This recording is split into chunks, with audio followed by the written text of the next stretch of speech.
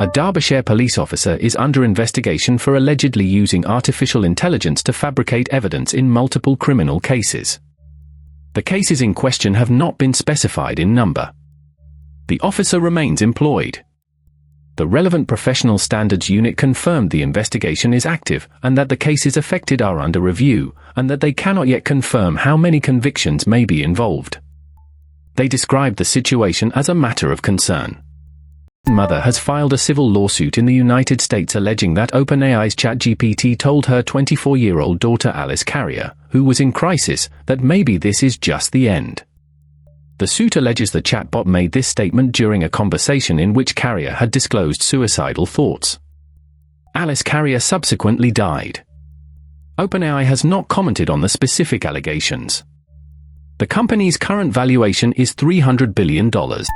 Workers began removing Donald Trump's name from the facade of the Kennedy Center for the Performing Arts in Washington on Saturday morning, following a court-ordered deadline of the previous Friday that had not been met. The name had been installed earlier this year. The removal was performed in darkness, shortly after midnight. It took longer than expected. This is the least complicated story in the second half. Sony are among the global brands identified in a global witness investigation as likely sourcing coltan, a mineral used in the manufacture of electronic devices, from supply chains controlled by M23 rebels in the Democratic Republic of Congo. The M23 have been accused of atrocities including mass killings and systematic sexual violence. The investigation traced the mineral through intermediary processors across multiple countries before it entered the supply chains of recognizable consumer electronics. Both companies said they take supply chain integrity seriously. Neither company has stopped selling phones. 14th chartered aircraft, scheduled to depart Spain following a week-long papal visit, was grounded on Friday due to a technical fault. With no immediate alternative available, Spain's King Felipe VI personally intervened to arrange an alternative means of departure for the pontiff. The Vatican did not specify what the technical fault was. The airline has not commented. The relevant insurance documentation has not been made public. It does not A Canadian woman and a man have been arrested on charges of peace officer assault following an incident at a World Cup match between Canada and Bosnia in Toronto. Toronto police confirmed the arrests and issued a formal warning to fans attending future matches in the city. The warning was distributed on social media.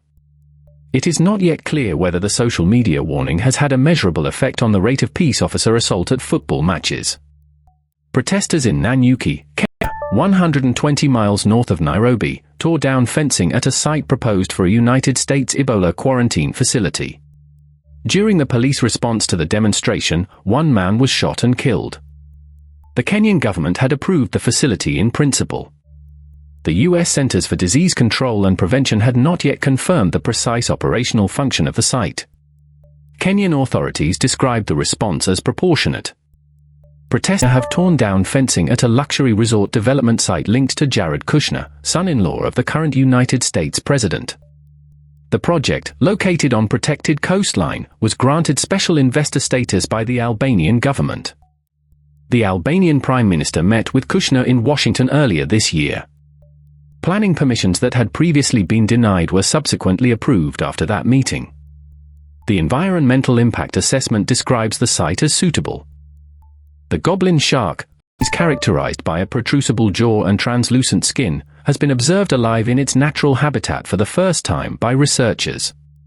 Prior knowledge of the species came almost entirely from dead specimens caught incidentally in fishing nets. The live specimen was found at a depth of approximately 270 meters near the coast of Japan.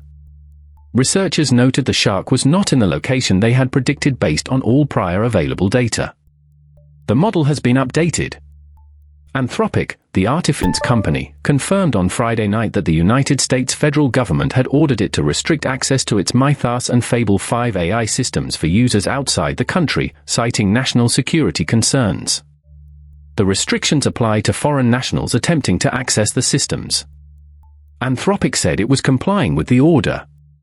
The company did not specify which foreign nationals posed the security concern. The systems remain fully available inside the United States, where the evidence fabrication story was story 1. That is the week. every Sunday. Sleep well.